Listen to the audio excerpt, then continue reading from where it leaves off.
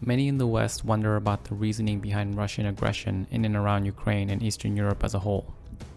In the 21st century, when a people's self-determination and national sovereignty are preeminent ideas of geopolitics, Russia's actions in Eastern Europe can be seen as brutish and an antiquated ways to solve problems. And yet, Russia has a long line of historical reasons for its actions in Eastern Europe, dating back to the 1600s.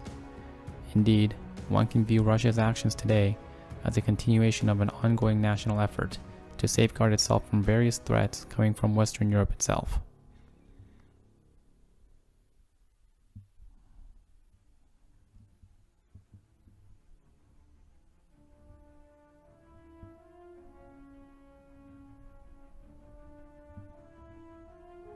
Before the 1600s, Russia's traditional enemies came from the east.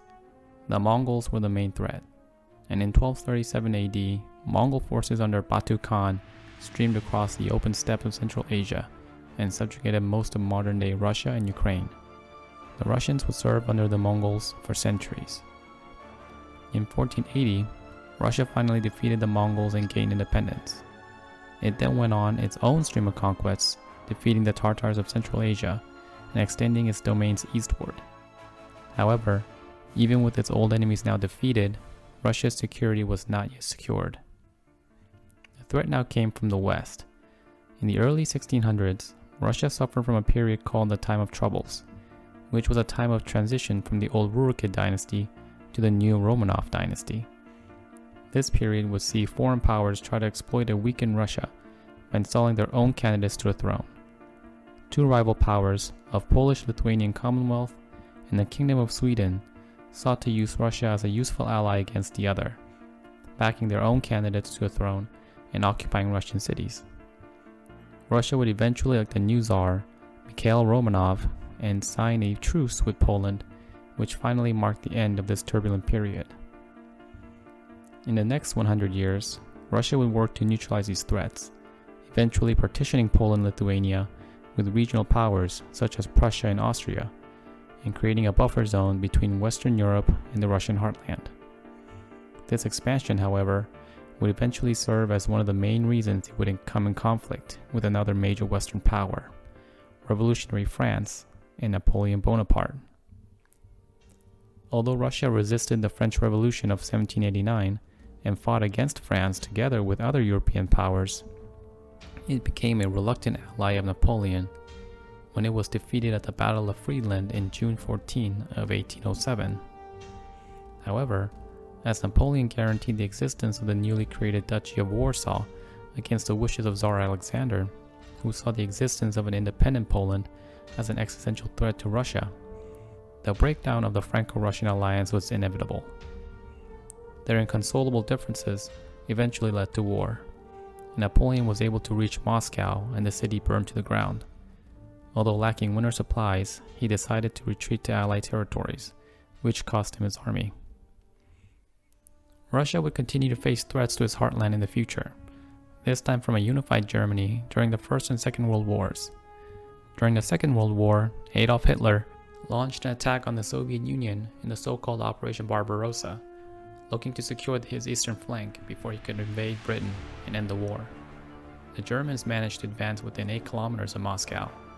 However, their failures to capture Moscow and harsh Russian winter conditions, coupled with German unpreparedness for such a massive undertaking and renewed Soviet counteroffensives, led to the retreat of German forces. The eventual defeat of Germany in the war saw the largest creation of a buffer zone in Russian history, with nations under Soviet occupation in Eastern Europe reaching as far west as Germany and Italy.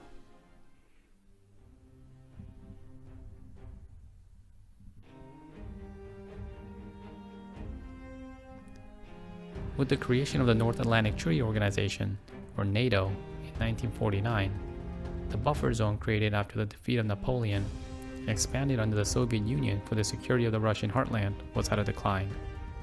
After the collapse of the Soviet Union, Eastern European states behind the Iron Curtain gradually turned to embrace the Western liberalism and free market economics that they had to offer. They also joined NATO, and as a result, the frontier now reached the Russian border.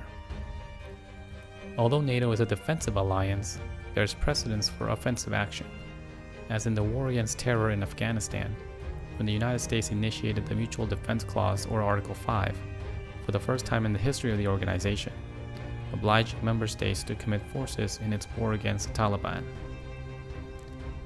Vladimir Putin, the president of Russia, fears a similar outcome for the Russian Federation in the future. The narrow terrain of the Baltics prevents NATO from moving significant troops into the region. Russia can also close the gap between Belarus and Kaliningrad with ease to prevent additional reinforcements.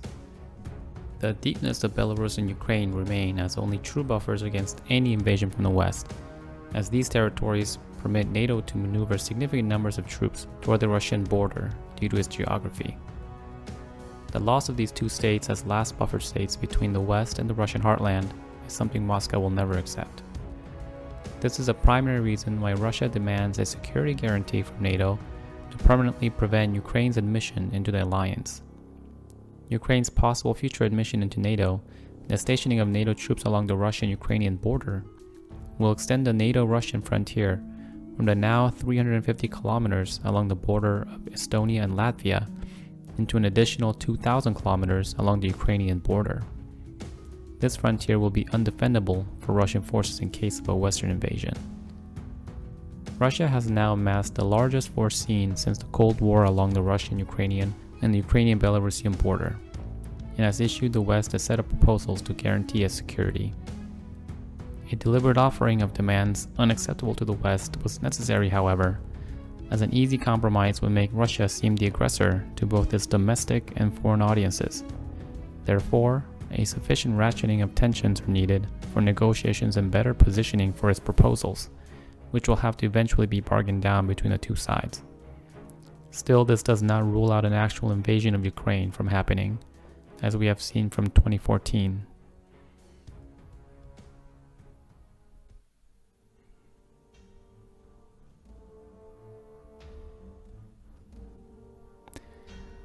An invasion of this magnitude will rewrite the future of Europe and initiate a new Cold War. The West views these actions as baseless aggressions from Russia, while Russia views the current developments within Ukraine as a core security dilemma. The reason for Russian support in the separatist war in the Donbass region of Ukraine, as opposed to direct annexation of the territory, is precisely to foment an ongoing military crisis that would hinder Ukraine's admission into NATO. For now, neither side is open to decreasing tensions on the ground. The United States has put over 8,500 troops on alert for deployment to Eastern Europe, as well as provided over $200 million of military assistance to Ukraine. Its European allies have followed suit, with anti-tank weapons and elite troops from the UK, drones and anti-tank weapons from Turkey, Stingers from the Baltics, and even 5,000 military helmets from Germany, among others. Russia, meanwhile, has positioned around 124,000 troops in and around Ukraine, with additional forces near the Ukrainian-Belarusian border for drills. Either side, however, is still open to dialogue, as no one wants an actual war in Ukraine. However, neither side can back down first, as that would show weakness and a chance for the other side to double down on its demands. It is a dangerous stare down, with a high cost should one side blink first.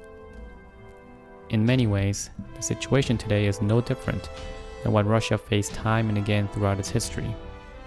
A Western power grew too powerful, and its frontiers and alliances reached out of Moscow, leading to an eventual breakdown of mutual friendship and a turn to war to solve their differences. Afterwards, Russia and Europe would struggle to recreate the balance of power, which has been the only way to maintaining peace on the continent. Many see this worldview as an ancient relic that does not belong in the modern age of human rights and national sovereignty. But the world still adheres to power politics and mutual distrust among nation-states of each other's intentions.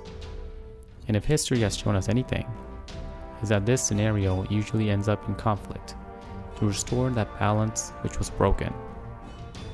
For now, we wait and see.